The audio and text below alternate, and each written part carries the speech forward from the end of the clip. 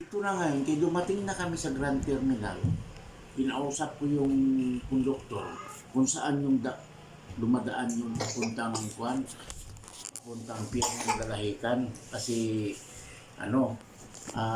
sabi ko, sasakay na lang kami. Ngayon, ang dami kong dala. Yung bag niya, yung bag ko, may dalawang bitbit Baba ka dito, ako. Kuy.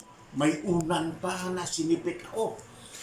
Sus kay, yung bag niya, Come here. kaisa-isa. Pastor. Na bitbit niya. Pastor. Iniwan sa bus. Paano yun? Utang na yung mabuti na lang. Pastor Kuy, come here. Hinabol ko na naman ang bus Hi ka sa ng video. Grand Terminal. Hi. Ay, buwisit na buwisit Hello. ako eh. Bakit niya iniwan? Saan ba nakalagay? Sa compartment? Hindi! Tamad, gali.